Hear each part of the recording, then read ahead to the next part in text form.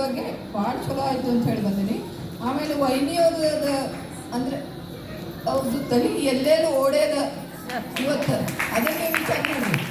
ಬರೇ ಒಂದು ನಾವು ಧರ್ಮದ ಬಗ್ಗೆ ಹೇಳಿದರು, ಹೆಂಗಸರನ್ನ ಗೋಳೆ ಮಾಡಿದರು, ಹೆಂಗಸರ ಬಗ್ಗೆ ಹೇಳಿದರು, ಹಂಗಲ್ಲ. ಅವ್ರು ಸೋಷಿಯಲ್ ಕರ್ಸಿದ್ರು, ಗೈನಕಾಲಜಿಸ್ಟ್ ಕರ್ಸಿದ್ರು, ಎದಕ್ಕೆ ನಮ್ಮ ಸಲುವಾಗಿ. ಆಮೇಲೆ ನಾಗರಳ್ಳಿ ಅವರು ಕರ್ಸಿದ್ರು, ನಾಗರಳ್ಳಿ ಅವರು ಎಷ್ಟು ಹೇಳಿದರು 10 ಬಗ್ಗೆ.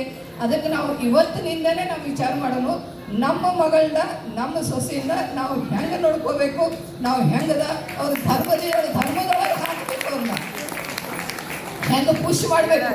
ಅವ್ರಿಗೆ ಪಾಪ ಗೊತ್ತಿರಂಗಿಲ್ಲ, ಅವ್ರು ಯಾವುದೋ ಮನ್ಯಾಗ ಬೆಳೆದಿರ್ತಾರೆ, ಯಾವುದೋ ಮನ್ಯಾಗ ಬಂದಿರ್ತಾರೆ, ನಮ್ಮ ಮನೆ ಪದ್ಧತಿ ಗೊತ್ತಿರಂಗಿಲ್ಲ. ಅದಕ್ಕೆ ಅವ್ರನ್ನ ಹೆಂಗೆ ನಾವು ವಿಶೇಷ ಅವರಿಗೆ ಸಲಹೆ ಕೊಟ್ಟು ಧರ್ಮದಾಗ ಹೆಂಗೆ ಬರ್ರಿ, ಬಳೆ ಹಾಕೋರಿ, ಕುಂಕುಮ ಹಚ್ಕೋರಿ, ಸಣ್ಣಗೆ ಸಾವಕಾಶ ಒಂದೊಂದೇ ಕಲಿಸ್ರು. ಭಾಳ ಒಮ್ಮೆಲಿಗೆ ಹೇಳಿದ್ರೆ ಎಲ್ಲ ಹುಡುಗರಿಗೂ ತ್ರಾಸ ಆಗ್ತದೆ, ಯಾರೂ ನಮ್ಮ ಮಾತು ಕೇಳೋದಿಲ್ಲ. ಅದಕ್ಕೆ ಒಂದೊಂದೇ ಹೇಳಿ ಅವ್ರಿಗೆ ಹೆಂಗೆ ನಾವು ಮುಂದೆ ತರಬೇಕಂಬುದು ನಾವು ಮೊದಲು ವಿಚಾರ ಮಾಡೋಣ.